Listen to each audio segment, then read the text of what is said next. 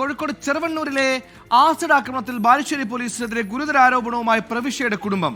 ലഹരിക്കടിമയായ പ്രതി പ്രശാന്തിനെതിരെ 8 തവണ പരാതി നൽകിയിട്ടും സ്റ്റേഷനിലേക്ക് വിളിച്ചു വരുത്തി ഉപദേശിക്കുക മാത്രമാണ് ചെയ്തതെന്ന് മാതാവ് സ്മിത പറയുന്നു.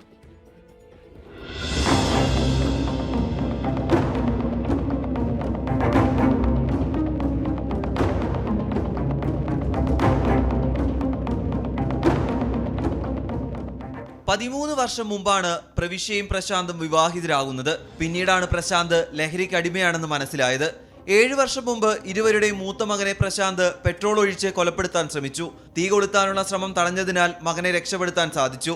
8 തവണ ബാലുശ്ശേരി പോലീസിൽ പരാതിയുമായി എത്തിയെങ്കിലും കാര്യമായ നടപടി ഉണ്ടായില്ലെന്ന് പ്രവിശ്യയുടെ മാതാവ്. പോലീസിലൊക്കെ എത്രയോ പരാതി കൊടുത്ത ബാലുശ്ശേരി സ്റ്റേഷനിലാണ്. ഞങ്ങളെ പരാതികൾ ഒരു 5-8 പരാതികൾ ഇങ്ങനെ എന്തെങ്കിലും വരുന്നേരം ഞങ്ങൾ പോയി പരാതി കൊടുക്കൂ, ഓനെ പിടിക്കൂ, ഞാളിങ്ങ് ഇറങ്ങുന്നേരം ഓനെയും ഇറക്കും. പിന്നെ അതിനെപ്പറ്റി വേറെ ഒന്നുമില്ല. 5-8 പ്രാവശ്യം കേസ് കൊടുത്തിട്ടും വാണിങ്ങി വിട്ട് അവനെ വിടുകയാണ് അവർ ചെയ്യുന്നത്. മോർഫ് ചെയ്ത അശ്ലീല വീഡിയോകൾ പലതവണ പ്രവിശ്യയ്ക്ക് അയച്ചു നൽകി ഭീഷണിപ്പെടുത്തി. വിവാഹബന്ധം വേർപ്പെടുത്തിയെങ്കിലും ഒന്നിച്ചു ജീവിക്കണമെന്നായിരുന്നു ആവശ്യം. 2 ദിവസം മുമ്പും പ്രവിശ്യയെ പിന്തുടർന്നെത്തി ആക്രമിക്കാൻ ശ്രമിച്ചു.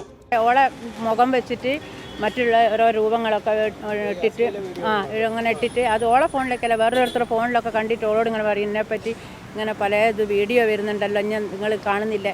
അവരോട് എന്ത് ചെയ്യാനാ? അന്നേരം ഓൾ ഒരിക്കലും പോയിട്ട് പരാതി കൊടുത്തിരിക്കും. കോഴിക്കോട് മെഡിക്കൽ കോളേജ് ബേൺ ഐസിയുവിൽ ചികിത്സയിലാണ് പ്രവിശ്യ.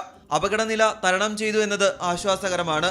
സംഭവത്തിൽ പോലീസ് അന്വേഷണം തുടരുകയുമാണ്. 24 കോഴിക്കോട്.